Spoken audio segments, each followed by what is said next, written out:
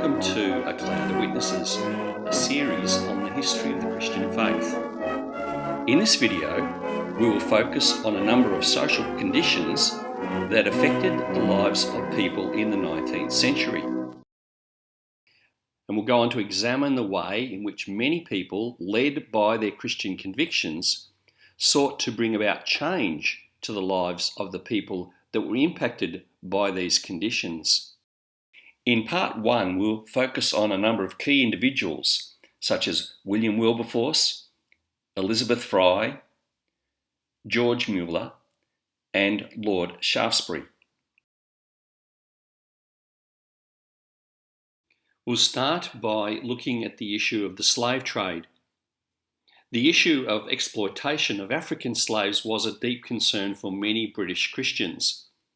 The human traffic from Africa had resulted in the deaths and displacement of millions of people. Some would be aware of the background of the writer of Amazing Grace, John Newton, who had been a slave trader, and later in his life, when a Christian, he fought tirelessly to have slavery outlawed.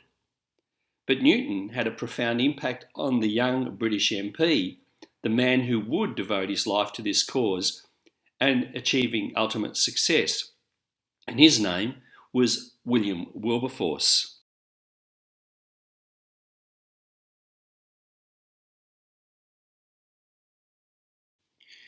William Wilberforce was born here in this house in Hull, Yorkshire, in the year 1759. He was born into a wealthy family. His father and grandfather had both made money as maritime merchants, and his grandfather had made a fortune through trade. Indeed, the Wilberforce home backs onto the Hull estuary, which made it easier for goods to arrive directly to their house. His grandfather was also involved politically in the city, having been mayor on two separate occasions.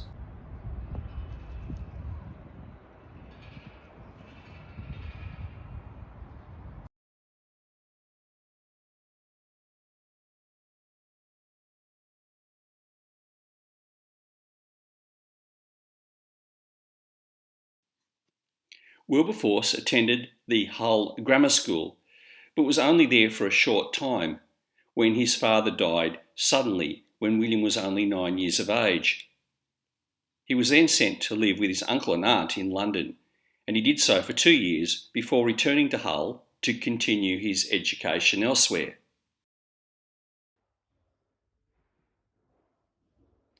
Even at the age of 14, young William had a concern about the issue of slavery.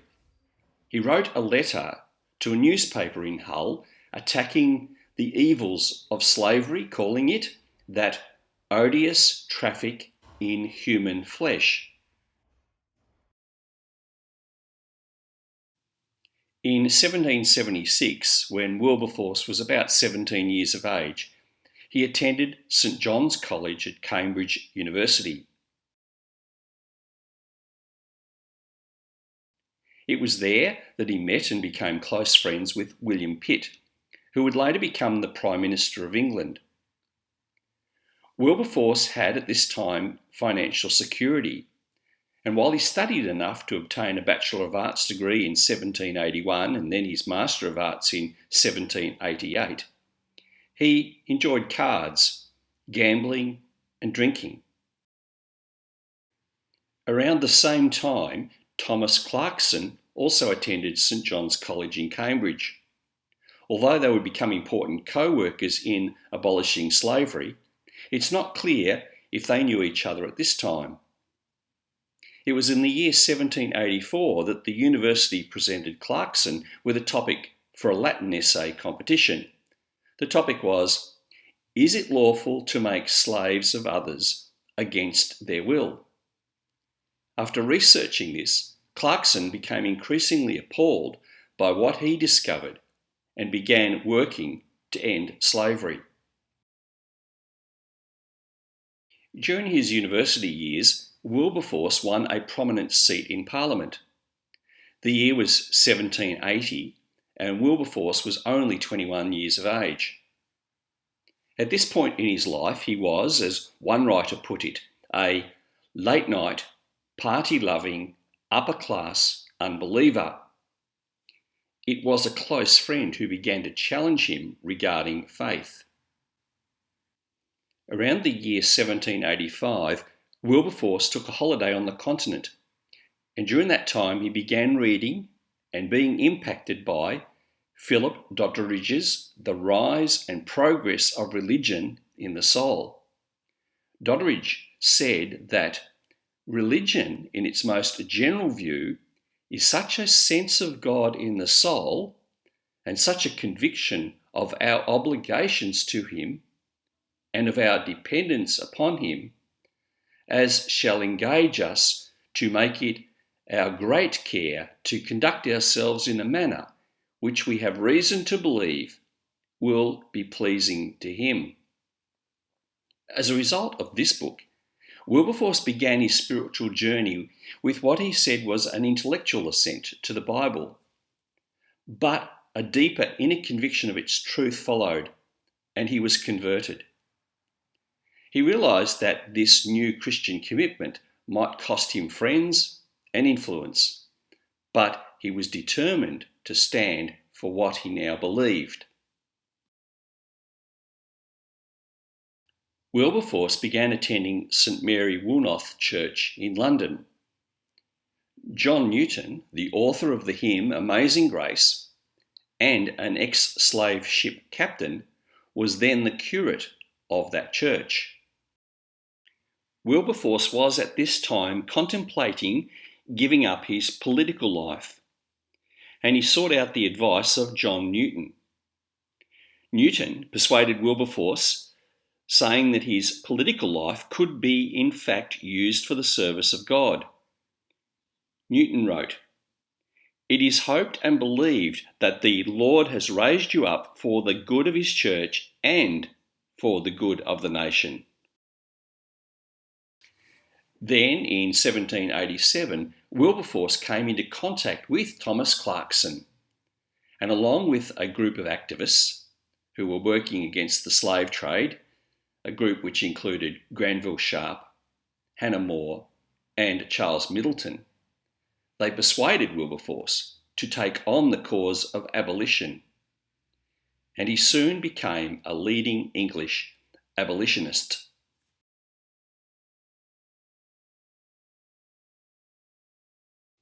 On the 22nd of May, the first meeting of the Society for Effecting the Abolition of the Slave Trade took place. It included both Anglican evangelicals, but also like-minded British Quakers, and this was unusual for the time. The committee chose to campaign against the slave trade rather than campaigning against slavery itself, because many of its members believed that slavery would disappear as a natural consequence of abolishing the slave trade. Wilberforce at this stage was just informally involved, but he joined the committee officially in 1791. On the 28th of October of that year, Wilberforce, who was now aged 27, wrote in his diary, "God Almighty has set before me two great objects, the suppression of the slave trade and the reformation of manners," meaning the reformation of morals. Then 2 years later, in 1789, he began the first of what would be many parliamentary resolutions against the slave trade. In his powerful address, he said, "The slaves are so wrung with misery at leaving their country that it is the constant practice to set sail at night, lest they should be sensible of their departure. Surgeons tell you the slaves are stowed so close that there is not room to tread among them. And when you have it in evidence from Sir George Young that even in a ship which wanted 200 of her complement, the stench was intolerable. These miserable wretches, loaded with chains, oppressed with disease and wretchedness, are forced to dance by the terror of the lash, exclusive of those who perish before they sail. Not less than 12.5% perish in the passage. Beside these, the Jamaica report tells you that not less than 4.5% die on shore before the day of sail, which is only a week or two from the time of landing. 1/3 more die in the seasoning. Upon the whole, however, here is a mortality of about 50%, and this among Negroes who are not bought unless, as the phrase is with cattle, they are sound in wind and limb. How then can the House refuse its belief to the multiplied testimonies before the Privy Council of the savage treatment of the Negroes in the Middle Passage? Nay, indeed, what need is there of any evidence? As soon as ever I had arrived thus far in my investigation of the slave trade, I confess to you, sir, so enormous, so dreadful, so irremediable did its wickedness appear, that my own mind was completely made up for the abolition. A trade founded in iniquity and carried on as this must be abolished. I, from this time, determined that I would never rest till I had effected its abolition. Granville Sharp had been greatly influenced on this issue after meeting the freed slave Aluda Equiano a few years earlier. Equiano, also known as Gustavus Vassa, had been enslaved around the year 1756, when he was only 11 years old. During his life as a slave, he was initially taken by slave ship to Barbados and then later to Virginia. He also had a number of owners before he was purchased by a Quaker merchant, Robert King. Robert King was described as being charitable and humane, and he let Equiano buy and sell goods and fruits, and as a result, Equiano obtained and saved £40, which was enough to buy his freedom. He spent some time travelling the world as a tradesman, and during this time had a Christian spiritual transformation. Equiano eventually settled in London, where he met Granville Sharp, and they became close friends. And it was through his sharing of his experiences as a slave that Sharp became dedicated to the abolitionist cause. In 1789, Equiano published his autobiography, and it was his story that played a large role in shifting public opinion about the slave trade in Britain. In the year 1790, Wilberforce received the support from the 87-year-old John Wesley, who said to him, "Unless God has raised you up for this very thing, you'll be worn out by the opposition of man and devils. But if God be for you, who can be against you?" Around this time, a group of like-minded evangelical Anglicans, which included Wilberforce, Granville Sharp, and Hannah More, as well as others, began to meet together at the Holy Trinity Anglican Church in Clapham, and as a result were later derided as the Clapham sect. This group were not concerned so much with church polity and doctrine, but rather with the practical expression of Christianity and the aim of the reformation of society. Through their influence, two important organisations began: the Church Missionary Society, or CMS, in 1799, and the British and Foreign Bible Society in 1804. With regard to the issue of the abolition of the slave trade, the Clapham sect supported Sierra Leone in Africa becoming a private colony as a home for freed African American slaves. Later, in 1792, another of the Clapham group, John Clarkson, was instrumental in the creation of the capital of Sierra Leone, aptly named Freetown.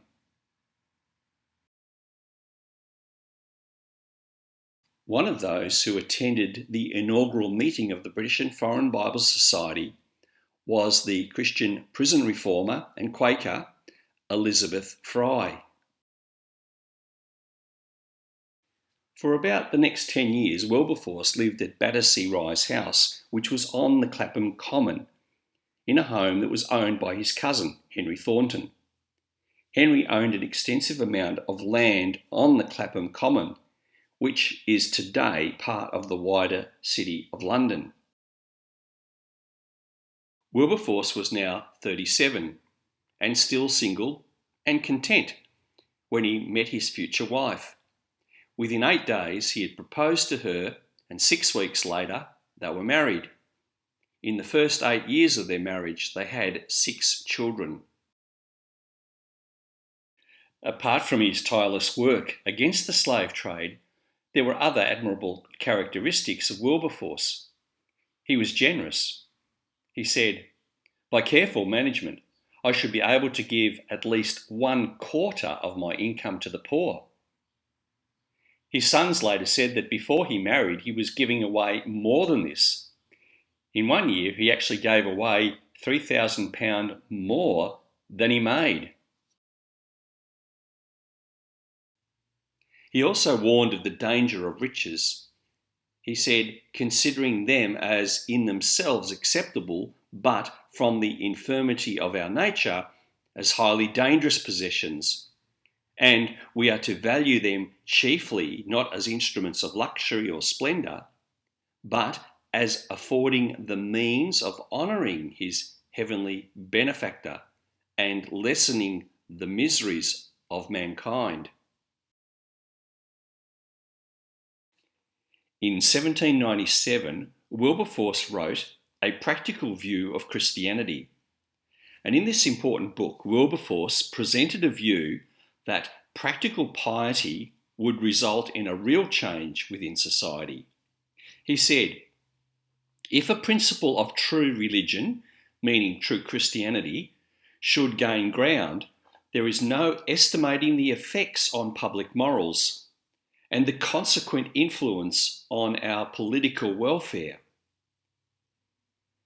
Over 7,500 copies of the book were sold in 6 months, and the reformation of manners that he had called for began to take place.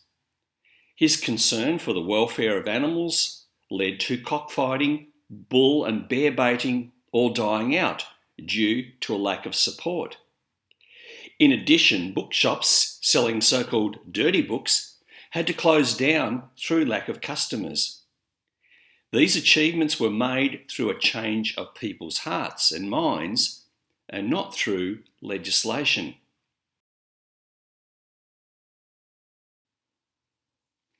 Like Elizabeth Fry, Wilberforce also fought for prison reforms, and he was passionate about issues such as policing, education, healthcare, and problems caused by gambling. He appealed for amendments to the Poor Law with the aim of improving the conditions of the poor, and in the year 1796 became a founding member of the Society for the Bettering Condition and Increasing Comforts of the Poor. This organisation worked to reform the parish relief and workhouses for the poor and to improve their general living conditions. Wilberforce was also one of the founding members of what would become the RSPCA, or the Royal Society for the Prevention of Cruelty to Animals. He was also instrumental in forming the Proclamation Society, which was dedicated to promoting virtue in public life. And it was their aim to make the idea of humanitarianism popular. It's estimated that almost 70 separate causes were significantly advanced by Wilberforce's involvement. Wilberforce argued that our ethics arise from our doctrine. He said, "The fatal habit of considering Christian morals as distinct from Christian doctrines insensibly gained strength. Thus, the peculiar doctrines of Christianity went more and more out of sight. And as might naturally have been expected, the moral system itself also began to wither and decay, being robbed of that which should have supplied it with life and nutriment." In 1799, he was still trying to have the slave trade abolished. He said, "The grand object of my parliamentary existence is the abolition of the slave trade. Before this great cause, all others dwindle in my eyes, and I must say that the certainty that I am right here adds greatly to the complacency with which I exert myself in asserting it. If it please God to honour me so far, may I be the instrument of stopping such a course of wickedness and cruelty as never before disgraced a Christian country."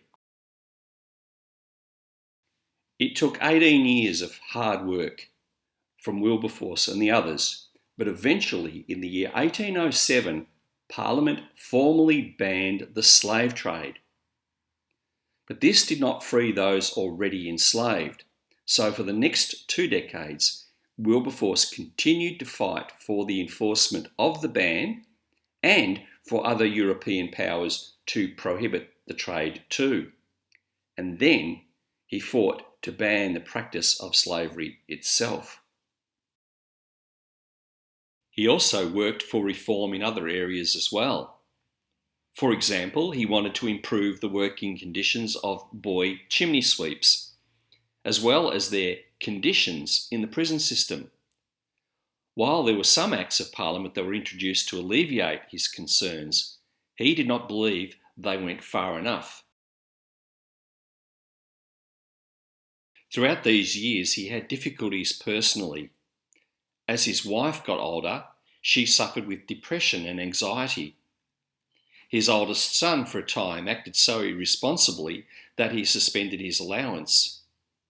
His 3 other sons became involved in high Anglicanism, much to the disappointment of their evangelical father. And then his daughter died of tuberculosis when aged only 32. He suffered physically with many ailments. He had poor eyesight and then developed colon ulcers. This condition required him to take opium tablets to alleviate the pain, and it's probable that he became addicted to them. He also developed lung problems and then a severe curvature of the spine.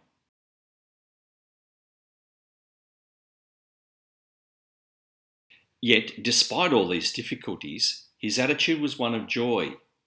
A Miss Sullivan wrote to a friend about Wilberforce stating, "By the tones of his voice and expression of his countenance, he showed that joy was the prevailing feature of his own mind. Joy springing from an entireness of trust in the Saviour's merits and from love to God and man. His joy was quite penetrating." The poet Robert Southey said, "I never saw any other man who seemed to enjoy such a perpetual serenity and sunshine of spirit. In conversing with him, you feel assured that there is no guile in him, that if ever there was a good man and happy man on earth, he was one." Dorothy Wordsworth wrote, "Though shattered in constitution and feeble in body, he is as lively and animated as in the days of his youth."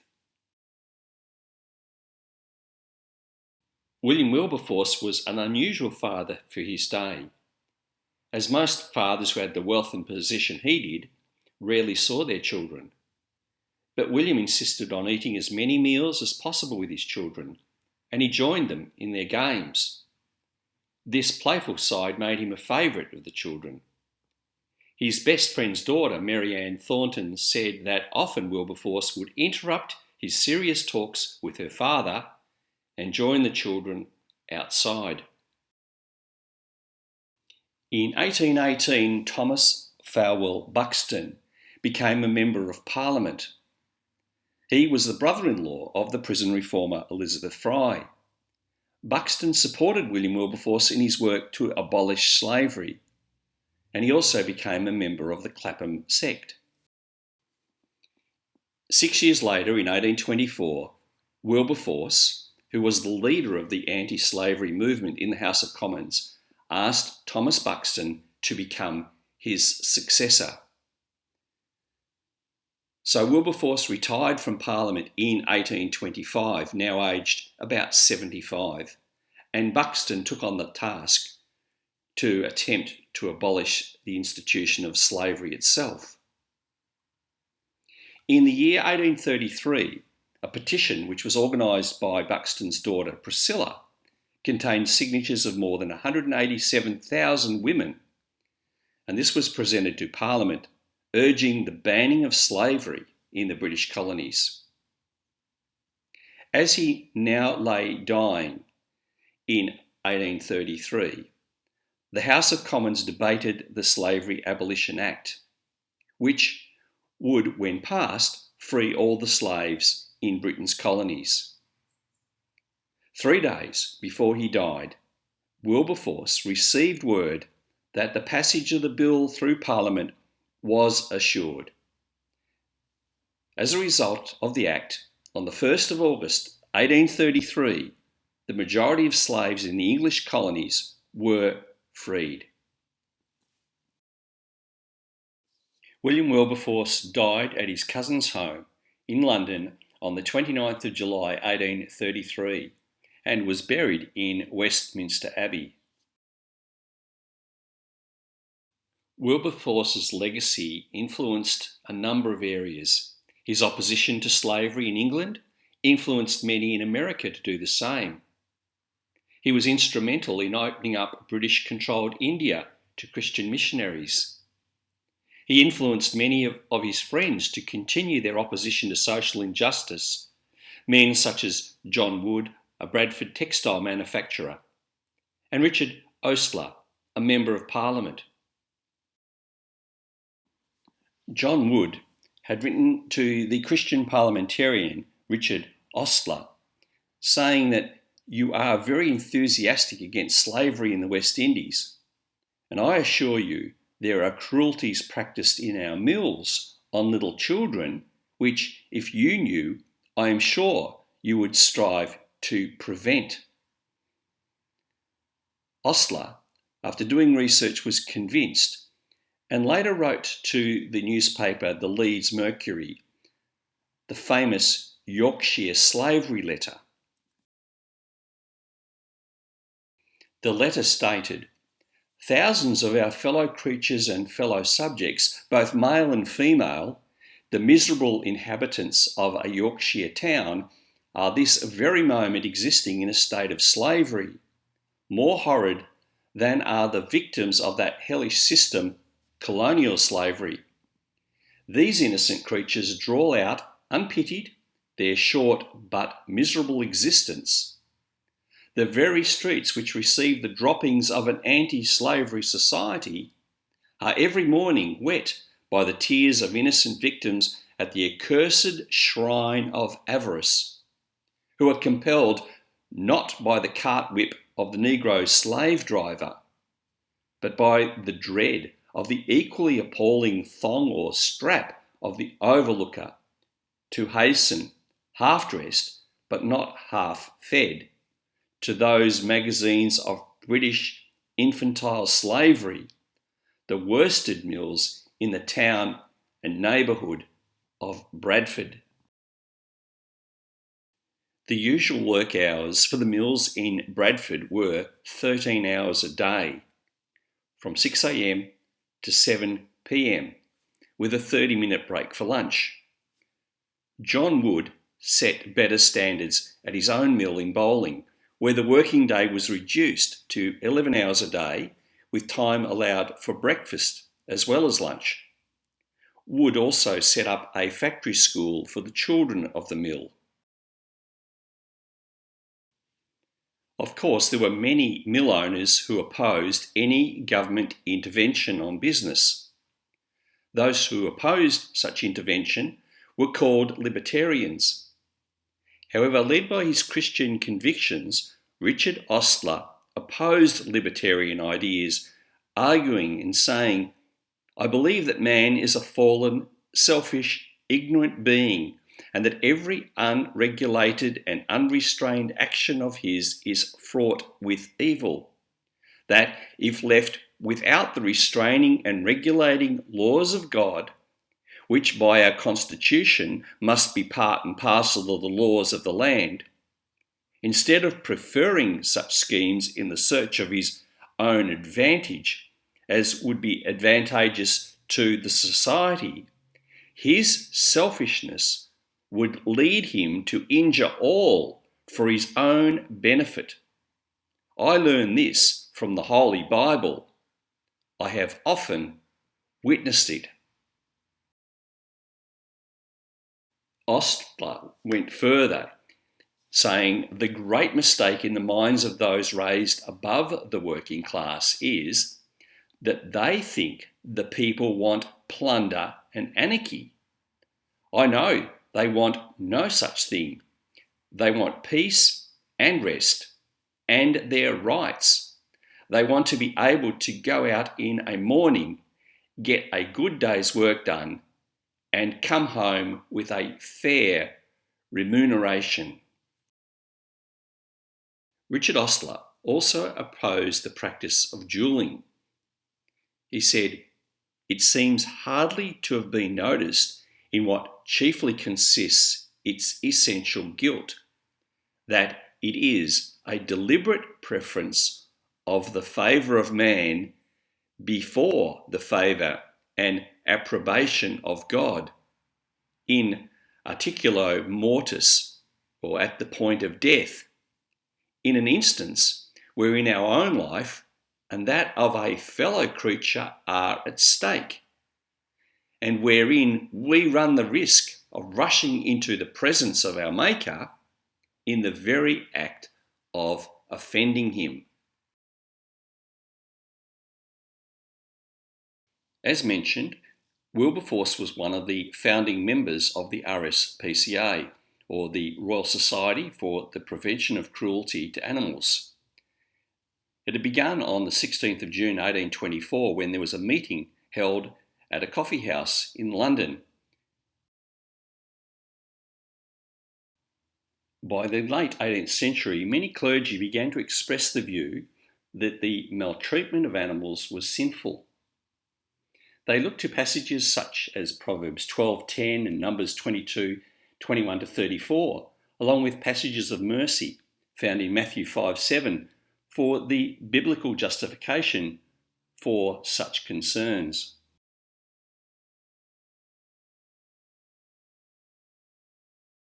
The society had largely begun through the efforts of a Reverend Arthur Broome, and it was Thomas Farwell Buxton, the brother-in-law of Elizabeth Fry, that chaired the first meeting. It's also thought that it was Broome who inserted this notice into many English papers.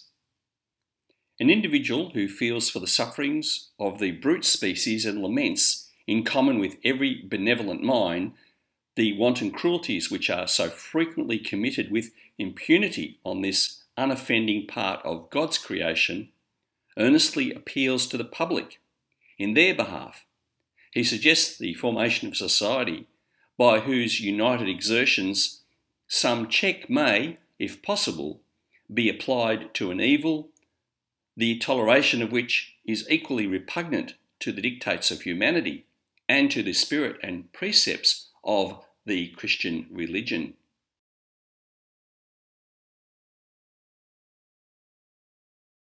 Another issue of deep social concern was the dreadful state of British prisons and indeed of the British judicial system itself.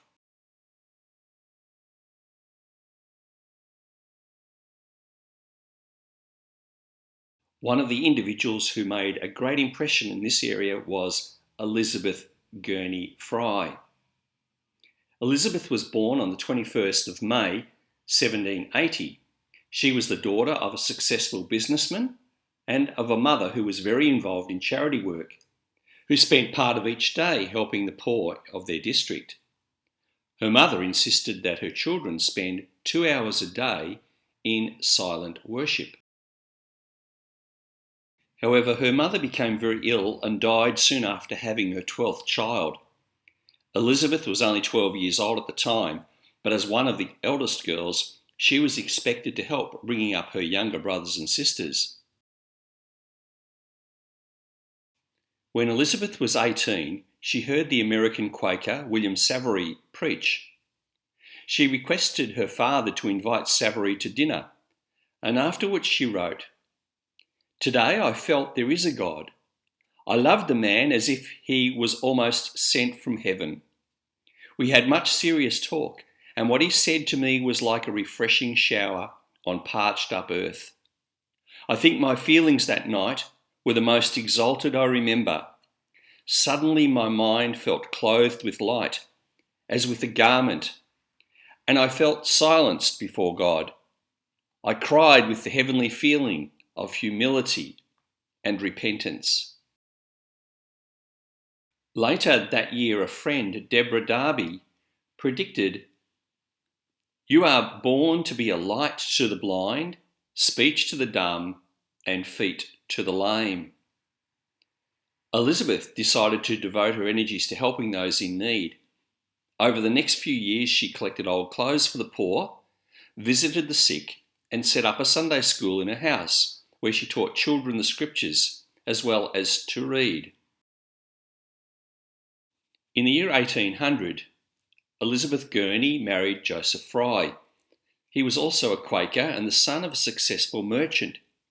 She went to live in his home in London, and between the years 1800 and 1812, Elizabeth gave birth to 8 children. In the year 1811, she became a preacher for the Society of Friends, or Quakers, and later that year she attended the inaugural meeting of the British and Foreign Bible Society. Then in 1813, a friend of the Fry family visited Newgate Prison in London and was deeply shocked by what he saw. He told Elizabeth about the way women were treated, and so she decided to visit the prison. While her friends advised her not to go, saying that the female prisoners were violent and dangerous, she entered Newgate, apparently refusing even to take off her watch, which incidentally was not stolen. While at Newgate, she saw about 300 drunken, rag-clad women who were crowded into 4 rooms built for about 150. Those who were waiting to be tried were mixed together with hardened criminals, and often children were imprisoned with their mothers. Anything of a sanitary nature was scarce and lice were prevalent. Prisoners had a daily food ration of 1 small loaf per person. There were no medical facilities, and so the sick just lay on straw.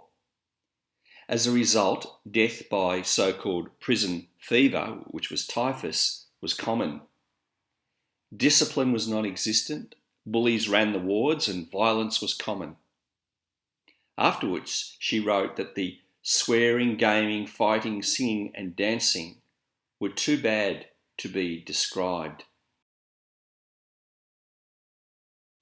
She began to visit the women regularly and supplied them with clothes and established both a school and a chapel in the prison. Later, she introduced a system of supervision, which was administered by the prisoners themselves.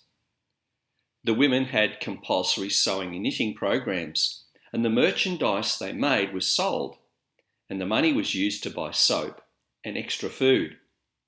Each day, she read the Bible to them, hoping that the message of salvation would touch their hearts.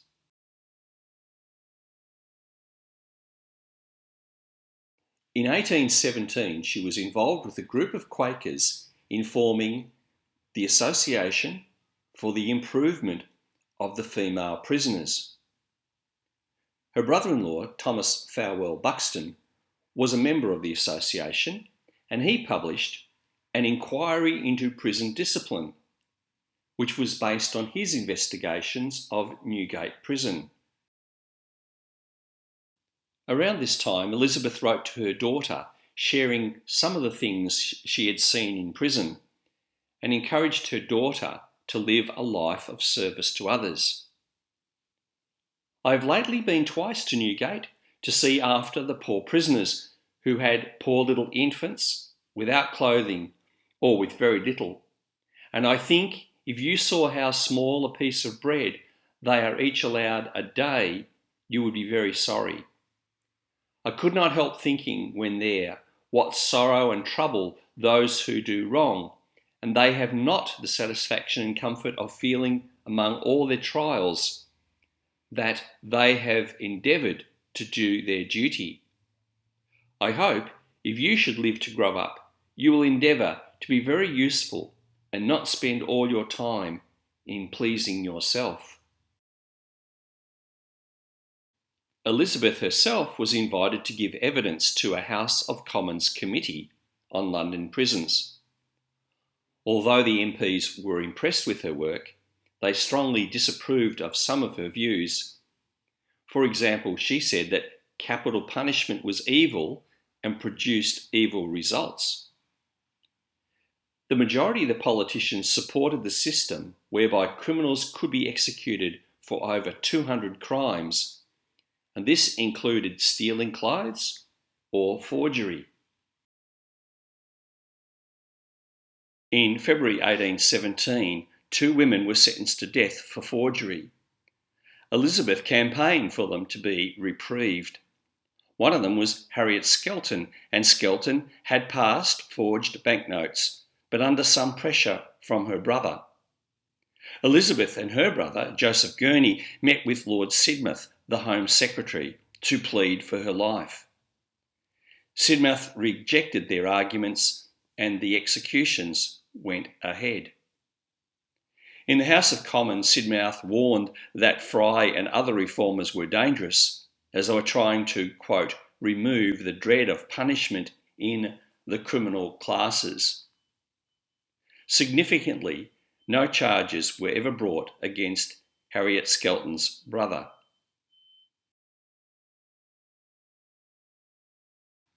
Elizabeth's journal gives us an insight into why she was against capital punishment. I have just returned from a most melancholy visit to Newgate, where I have been at the request of Elizabeth Fricker, condemned for robbery, previous to her execution tomorrow morning at 8 o'clock. I found her much hurried, distressed and tormented in mind, her hands cold and covered with something like the perspiration preceding death, and in a universal tremor. The women with her said she had been so outrageous before our going that they thought a man must be sent for to manage her.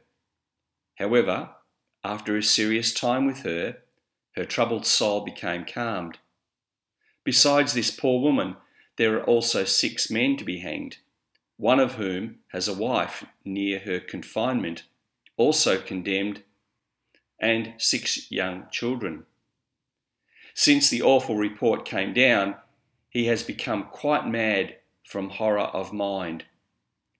A strait waistcoat could not keep him within bounds. He had just bitten the turnkey.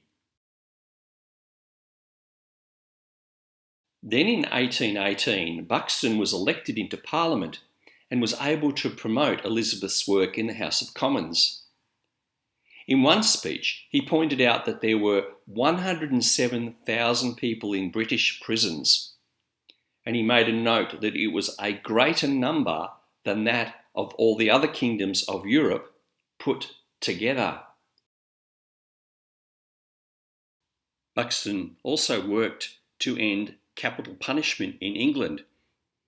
He was able to reduce the number of crimes that were punishable by death down from 200 to 8. He also enabled the ending of the practice of the burning to death of widows in India, the practice known as sati. Robert Peel, Sidmouth's successor, was much more sympathetic. and introduced a series of reforms, including the 1823 Jails Act. As a result of the legislation, there were regular visits from prison chaplains. The jailers were paid, whereas before this they were dependent on fees from the prisoners, and women warders were put in charge of women prisoners. Elizabeth and her brother then went on a tour of British prisons to obtain the evidence needed to persuade the government to introduce further legislative changes. It was very unusual for a woman to be consulted by men for her professional knowledge, but she was often asked for her views. However, she also had her detractors. The press, for example, were critical of her public role and accused her of neglecting her family. In 1824, she formed the Brighton District Visiting Society.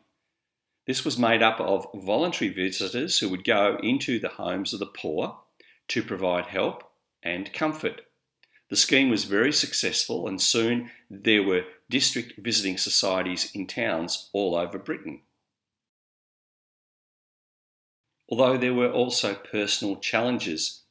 For example, when her husband was declared bankrupt. Although prison reform was her main concern, she also campaigned for the homeless in London and for improvements to the way patients were treated in so-called mental asylums as well as hospitals.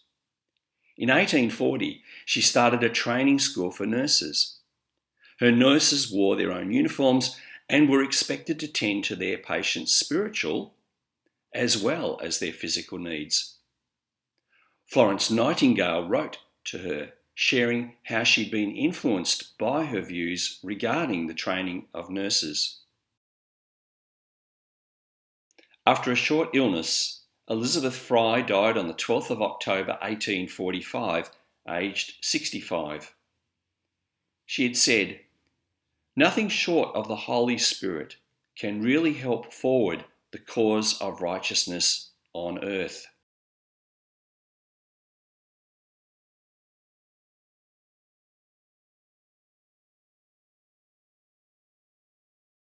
George Müller was born in Prussia, which is today part of Germany.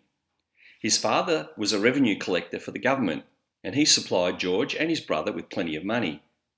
But George ended up deceiving his father, not only on how much money he was spending, but also on what he spent it on. George's early life was marked by this deceit, and he actually stole some of the government revenue his father had collected. His father wanted George to be a Lutheran clergyman, not so much to serve God, but so that he would have a regular income from the state church. His mother died when George was just 14 years of age, and he described his sinful behaviour at that time. "My time was now spent in studying, reading novels, and indulging, though so young, in sinful practices. Thus it continued until I was 14 years old, when my mother was suddenly removed.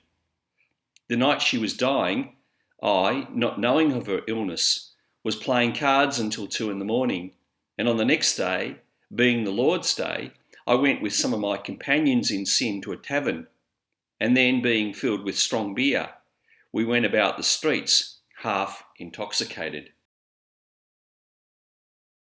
I grew worse and worse.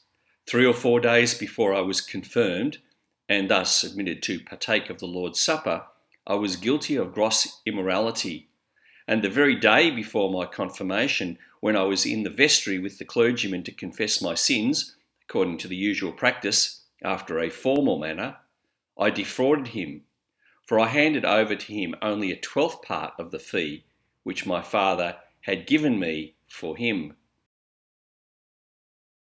His conversion came when he was a student at the University of Hull, studying for the ministry. Müller commented that there were about 900 divinity students, but not even 9 of them feared the Lord. Then he was invited by a friend to a Christian meeting, which he described. After a hymn was sung, they fell upon their knees and asked God's blessing on the meeting. This kneeling down made a deep impression upon me, for I had never either seen any one of them on his knees, nor had I ever myself prayed on my knees. He then read a chapter in a printed sermon, for no regular meetings for expounding the scriptures were allowed in Prussia, except an ordained clergyman was present. At the close, we sang another hymn, and then the master of the house prayed. And later, Müller said, I was happy, though, if I had been asked why I was happy, I could not clearly have explained it. When we walked home, I said to Betta, which was his friend, all we have seen on our journey to Switzerland and all our former pleasures are as nothing in comparison with this evening. Whether I fell on my knees when I returned home, I do not remember, but this I know, that I lay peaceful and happy in my bed. This shows that the Lord may begin his work in different ways. For I have not the least doubt that on that evening he began a work of grace in me. Though I obtained joy without any deep sorrow of heart and with scarcely any knowledge. But that evening was the turning point in my life. Having stopped his sinful behaviour of drinking, gambling and stealing, he then decided that he wanted to devote his time to sharing the gospel with others, particularly about his conversion. But his father was very upset because he thought he was throwing away an opportunity of a good career. However, he felt he could no longer accept his father's money, and so he prayed about the need of funds. His prayer was answered when one of the lecturers approached him about teaching 4 Americans who would pay him to teach them to read and speak German. Müller also lived for 2 months in free lodgings in an orphan house. Now this had been built in dependence on God by A.H. Frank. And so here a seed was sown for the future. After being turned down as a missionary pastor to the Germans at Bucharest, he developed an interest in the London Missionary Society. So in 1829, he went to England. Müller suffered with many physical ailments, and in England his condition deteriorated. It was during this trial that he had an experience which he said deepened his spiritual life and empowered him. I came weak in body to England, and in consequence of much study, as I suppose, I was taken ill on May 15, and was soon, at least in my own estimation, apparently beyond recovery. The weaker I got in body, the happier I was in spirit. Never in my whole life had I seen myself so vile, so guilty, so altogether what I ought not to have been, as at that time. It was as if every sin of which I had been guilty was brought to my remembrance. But at the same time, I could realise that all my sins were completely forgiven, that I was washed and made clean, completely clean, in the blood of Jesus. The result of this was great peace. I longed exceedingly to depart and to be with Christ. After I had been ill about a fortnight, my medical attendant unexpectedly pronounced me better. This, instead of giving me joy, bowed me down. So great was my desire to be with the Lord, though almost immediately afterwards, grace was given me to submit myself to the will of God. Looking back on this experience later in life, he reflected, I became a believer in the Lord Jesus in the beginning of November 1825, now 69 years and 8 months. For the first 4 years afterwards, it was for a good part in great weakness. But in July 1829, now 66 years since, it came with me to an entire and full surrender of heart. I gave myself fully to the Lord. Honours, pleasures, money, my physical powers, my mental powers, all were laid down at the feet of Jesus, and I became a great lover of the Word of God. After this experience of severe illness, he was advised to go into the country to recover his health fully, and after prayer he made the decision to go to Devon. He settled at the coastal town of Teignmouth, and he became a pastor there and then later married.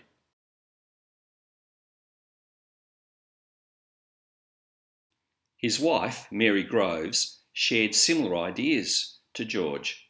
Together, they began to have concerns about taking a salary, so they made the decision to stop receiving it. They also decided that they wouldn't tell others of their needs, but bring them before God in prayer. At times, their faith was tested, but their income became greater than before. And as a result, they were actually able to give away freely beyond their own needs.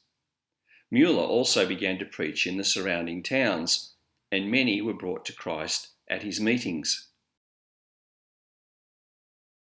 In 1832, he became convicted that their work in Teignmouth was completed. So, believing that God was directing them, they went to Bristol. Seeking and knowing God's guidance was very important to Müller, so it's prudent to see what he said on the topic.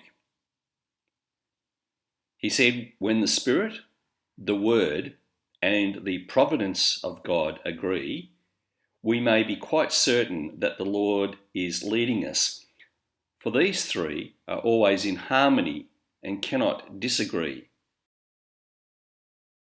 So in the May of 1832, the Müllers arrived at Bristol, and alongside his good friend Henry Craik, they began working at Bethesda Chapel. The two would take it in turns to preach, with one taking the morning sermon and the other preaching in the evening, and each week would see them swap roles. They attracted large crowds of people from the beginning of their time at Bethesda because of their strong preaching and the novelty of hearing either a thick Scottish accent or a thick German accent when they spoke. The two friends began to set aside evenings in the chapel to talk with people individually, an important pastoral practice which they continued throughout their lives. They also saw the congregation grow in faith and in number throughout their years of pastoring at Bethesda.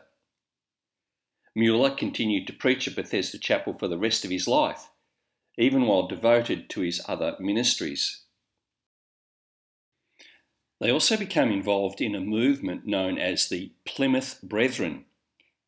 In its early years, one of their leaders, John Nelson Darby, formed a more exclusive group of their members, which ultimately became the Closed Brethren. However, Müller, who was an influential figure in what would become the Open Brethren. In the year 1834, he started the Scripture Knowledge Institution for Home and Abroad. The aim of this group was to assist Christian day schools, to support missionaries, and to circulate the Scriptures. Then the Müllers believed that God was leading them in a new direction, to assist orphan children, and he later wrote about this. When of late the thoughts of establishing an orphan house in dependence upon the Lord revived in my mind, during the first 2 weeks I only prayed that if it were of the Lord, he would bring it about, but if not, that he graciously would be pleased to take all thoughts about it out of my mind. However, the thoughts persisted, and then George specifically asked God for £1,000 and the right people to run such a home. Within 5 months, these had been provided. The first home opened on the 11th of April 1836, and his wife, together with friends, were able to furnish their own property in Wilson Street so that they could accommodate 30 girls. Then in October of the same year, they were able to rent another building, also in Wilson Street, for infant boys and girls. Then later in life, he reflected back on their lifetime of supporting orphans. He said, "This work has now been upheld for 42 years, and though generally year by year it has been enlarged in one or more of its departments, God has never failed us, but always supplied us with the needed pecuniary necessities." Over the years, the Müllers were able to expand their work eventually building the very large Ashley Down orphan houses. 5 orphanages were eventually built at Ashley Down by the year 1870, serving the needs of some 2,000 orphans. When they began their work amongst the orphans, they only had 2 shillings to their name. But they began their work with the same principle of only telling God their needs. So without any usual ways of raising money, God provided, and eventually the Ashley Down orphanages began. And as the numbers grew, God continued to provide them with what they needed, and new buildings were constructed, and additional children were taken care of. George also made the comment that if ever the children had to go without a meal, then he would take that as evidence that God did not want the work to continue. There were occasions when this almost happened, but the food arrived, sometimes at the last minute and in quite miraculous circumstances.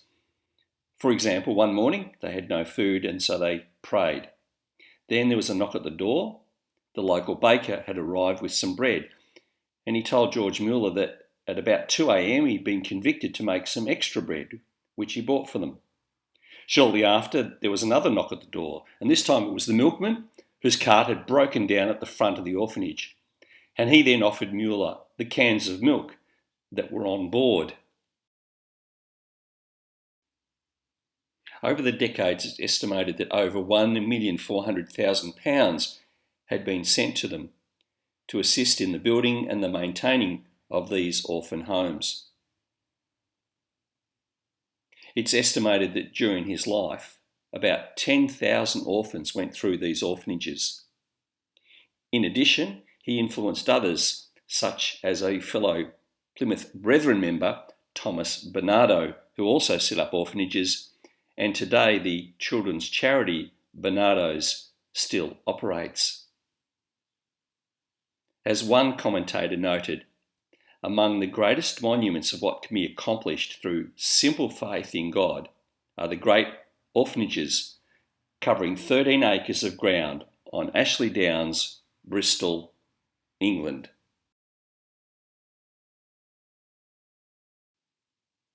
Not only did he work in establishing the orphanages, but extra funds were spent in other areas. For example, providing teaching for over 120,000 people in various schools, the distributing of almost 300,000 Bibles and 1.5 million New Testaments, in addition to the many millions of religious books, pamphlets and tracts that had also been distributed. And many missionaries had been financially assisted in various parts of the world.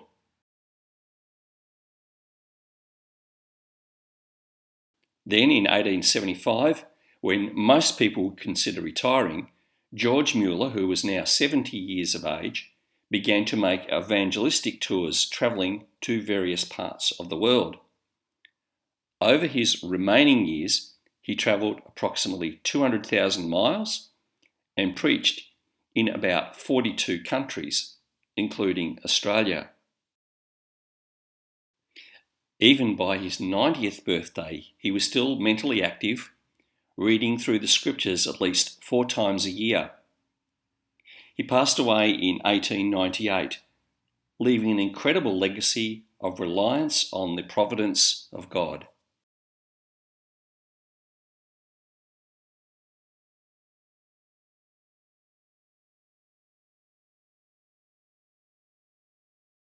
Life during the Industrial Revolution, in particular for factory workers and urban dwellers, was often very unpleasant, unsanitary and dangerous.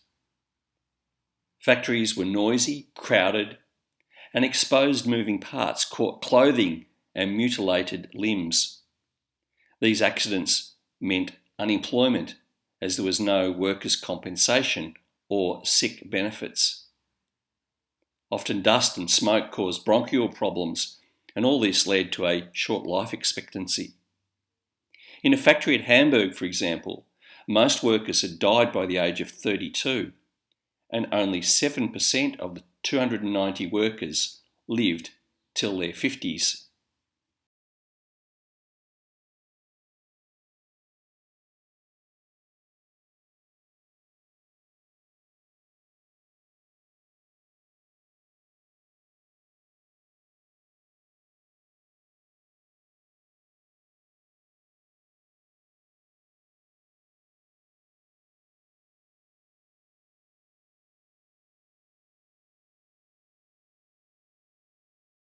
Work itself was often monotonous, as the workers simply kept the machines running, and so they had no opportunity for their own creativity. In some factories, workers were not allowed to carry a watch. The suspicion was that this rule was an attempt to trick workers by making them work longer hours. Discipline within the factories was strict. They were often run like army barracks or even a prison. Hours were long, in the worst cases up to 16 hours a day. 6 days a week was the norm. Some were fortunate enough to have half an hour break for lunch, because in Yorkshire the spinners were only allowed 10 minutes. Fines were imposed on latecomers, and this was hard for families too poor to afford a clock. And in some cases, fines were imposed for those who whistled or sang. Because children were paid less, they were often exploited by the wealthy factory owners. It was common for children to work over 12 hours a day. Often many of them were brutalised at home as well, as a result of having parents with alcohol issues.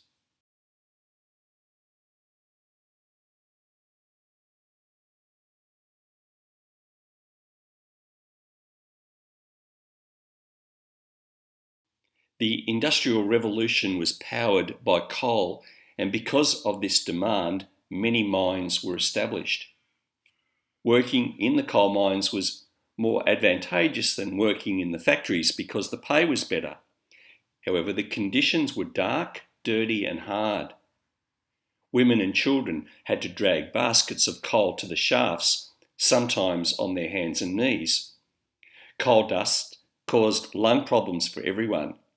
And then there were the dangers from explosions, mine collapses, and in some cases a lack of oxygen, all of which of course would cause serious injury or death.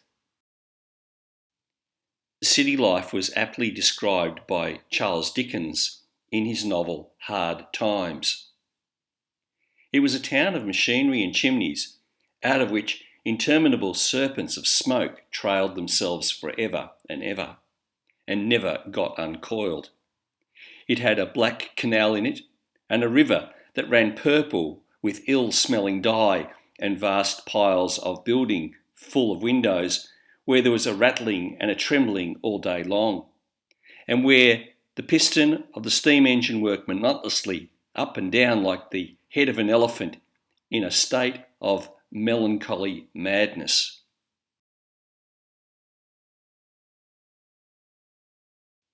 There were at this time no government bodies to persuade factory or coal mine owners to improve their working conditions, and this was despite reports containing many heartbreaking stories. But into this bleak situation stepped a Christian Member of Parliament, Lord Ashley, the Earl of Shaftesbury.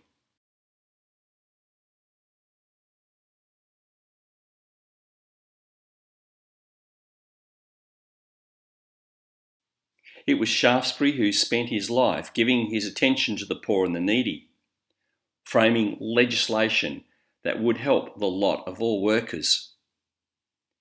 Although he was born into a rich and privileged family, he didn't have a happy childhood, as his parents didn't show him much love. His father was an alcoholic, and his mother was a socialite and spent very little time with him. But it was his nurse Maria who'd had a powerful impact on his life. She read the Bible to him and taught him her simple Christian faith. Although she died when he was only 10, he retained the faith that she had passed on to him, and this became the driving force of his life's work.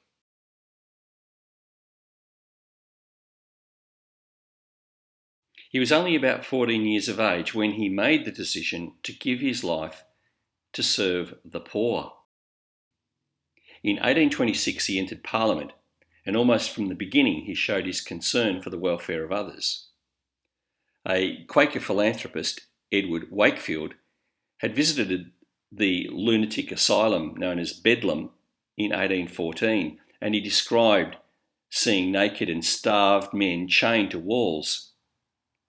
Also, people had paid money to see the so-called crazed. So Shaftesbury joined a committee to investigate the condition of people who were called lunatics. He visited Bedlam firsthand and saw their conditions, and he became very concerned about their treatment. The following year, he introduced a bill to amend the laws for those with psychiatric illnesses. He continued as one of the commissioners in lunacy for the rest of his life. And before his death, he had secured a complete reform of the Lunacy Acts and had helped make a significant improvement in the condition of people with these problems.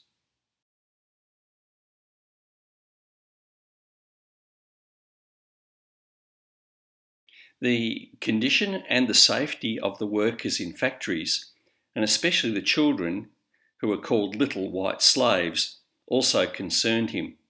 He was particularly impacted when he visited hospitals in Lancashire, and he found there many workers who'd been crippled and mutilated due to their factory conditions. Back in Parliament, he exposed the evils of factory work, but he was unable to persuade the government to act at that time. He then tried to reform the law relating to the employment of workers in mills and factories. He proposed that work should be limited to 10 hours a day. He had strong opposition. Some argued that this would ruin the cotton trade of Lancashire, for example. Although his bill was passed, it was so amended as to make it ineffectual. He continued to call for a 10-hour day, and eventually it was passed in 1847. After this, he continued working to get the Factory Acts amended and extended. He always maintained that he would never rest till the protection of law should be extended to all workers. He also agonised over how to improve the literacy of the population. Then he discovered the so-called ragged schools, which had just started in London.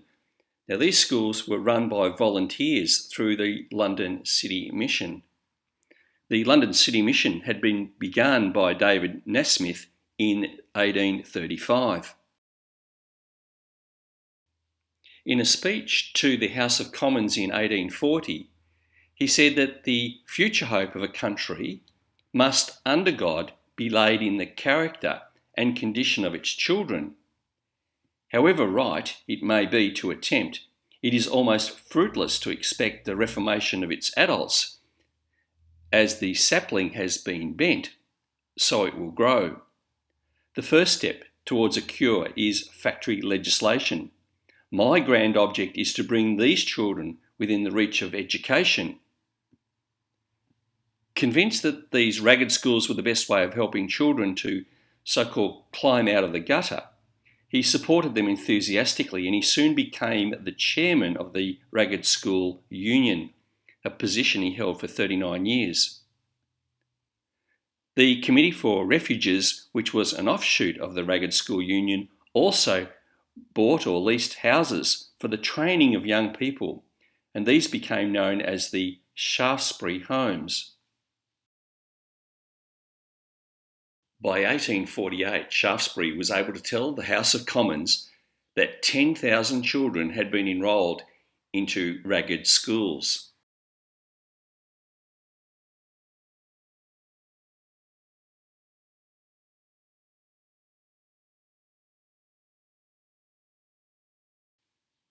The treatment of so-called climbing boys, these were the apprentices of chimney sweepers, was another of the abuses which he set out to remedy. This job was both dangerous and life-threatening. In 1840, an Act for the protection of these apprentices was passed. It banned boys younger than 16 years working in this job, and then Shaftesbury took steps to have it rigidly enforced. He was especially concerned about the effect working in mines had on women and children. He felt they were being exploited by working in unsanitary and unsafe conditions over long hours. In 1842, an Act excluding women and boys from underground work was passed. In 1846, he spent a year out of Parliament but he used the time visiting the slums of London in order to become more aware of the conditions there. He returned to Parliament and again took up the cause of the needy and the underprivileged. From this, he developed two important goals. One was the education of the poor, and the second was to improve housing conditions. He was particularly concerned about the lack of opportunities for the young and the poor. One of the things he was able to do was to persuade Parliament to provide money to give an opportunity for the most able pupils from the ragged schools to emigrate to Australia, New Zealand and Canada in order to begin a new life there. He also persuaded the Admiralty to provide ships that were moored in the Thames to teach trades for boys. He also had two other initiatives. One was called the Shoeblack Brigade, and this was a movement that aimed to provide training and work for young boys. At one time, it numbered 306 members, and its earnings in 1 year were £12,000. The establishment of the Refuge and Reformatory Union also had a similar aim, but it worked with juvenile offenders. It aimed to assist the young and ultimately had 589 homes accommodating 50,000 children. And later, a bill for the care and the reformation of juvenile offenders, which had a beneficial influence, was a fruit of Shaftesbury's concerns. Shaftesbury was convinced of the important influence that dwellings had on people's habits and their character. He argued that it was the miserable condition of their homes that caused 2/3 of the disorders that prevailed in the community. So, in 1851, the Lodging House Act was passed, which aimed to improve people's living conditions. The author Charles Dickens described this as the best piece of legislation that ever proceeded from the English Parliament. In 1867, the Artisans' Company was formed with the aim of providing low-cost accommodation for the poor. Shaftesbury became aware of their aims and eventually served as their president of the company for many years. In 1872, he laid the foundation stone for the construction of new buildings in London, what would be called the Shaftesbury Park Estate. The new houses would be of various sizes, and the estate was to include social facilities such as meeting rooms, schoolrooms, a wash house, and baths, and was to also include open space. However, no pubs serving alcohol were to be allowed. Eventually, 1,200 two-storey homes were built, which accommodated 8,000 people. While they were rented out, tenants were able to buy their own homes. Despite setbacks with the company, 3 other estates were built, also near London. Shaftesbury had a wide range of social concerns. He was involved in improving public health. For example, he campaigned for proper sewerage and clean drinking water to be provided in London. He was also concerned about the injured soldiers in the Crimean War, and he became the chairman of a sanitary commission for the Crimea.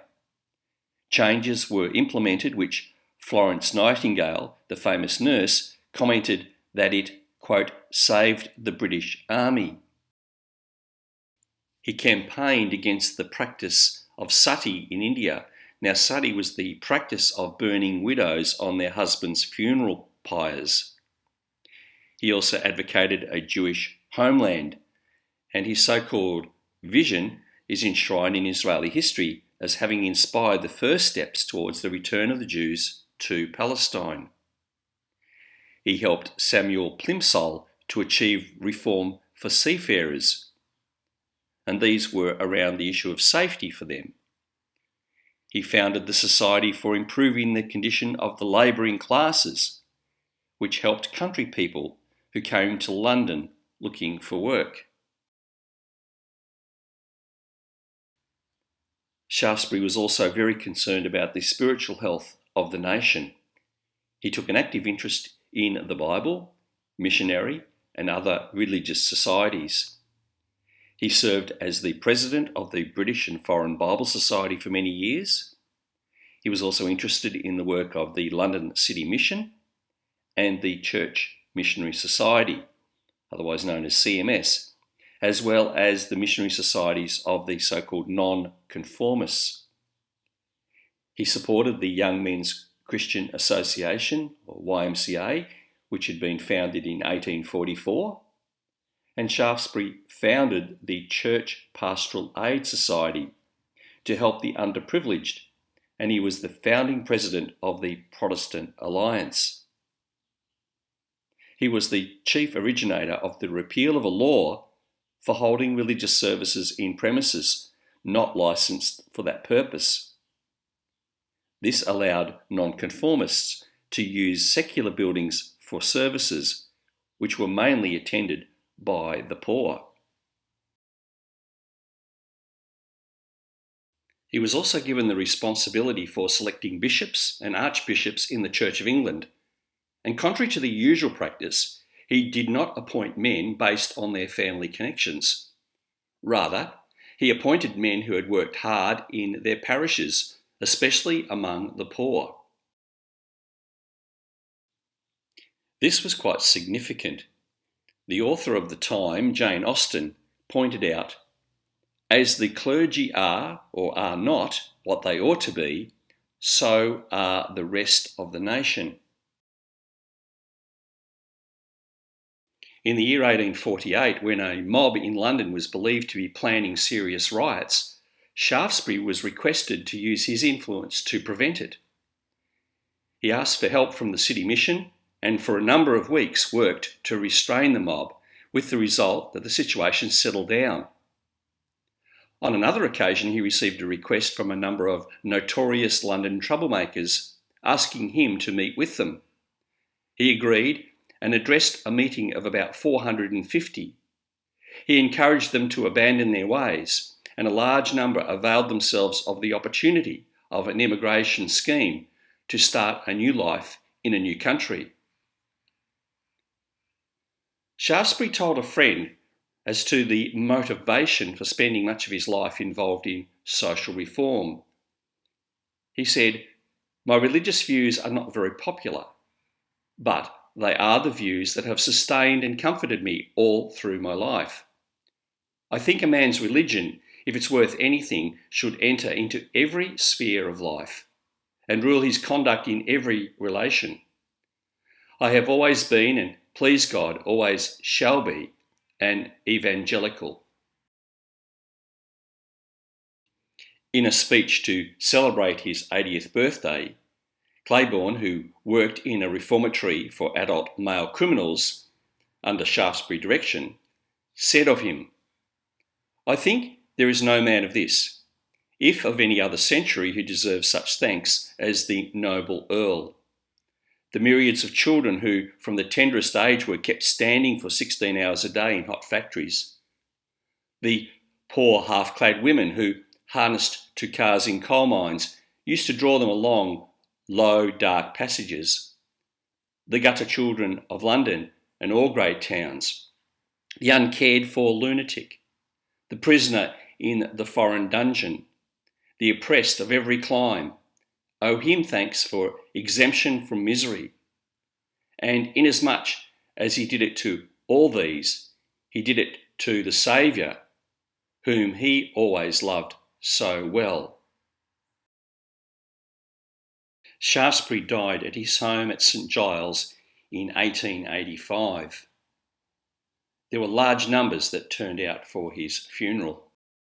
Seeing such a large crowd, his son said, "When I saw the crowd which lined the streets as my father's body was borne to the Abbey, the halt, the blind, the maimed, the poor and the naked, standing bareheaded in their rags amidst a pelting rain, patiently enduring to show their love and reverence for their departed friend, I thought it the most heart-stirring sight my eyes had ever looked upon, and I could only feel how happy was the man to whom it had been given to be thus useful in his life, and thrice blessed in his death, and to be laid at last to his long sleep amidst the sob of a great nation's heart.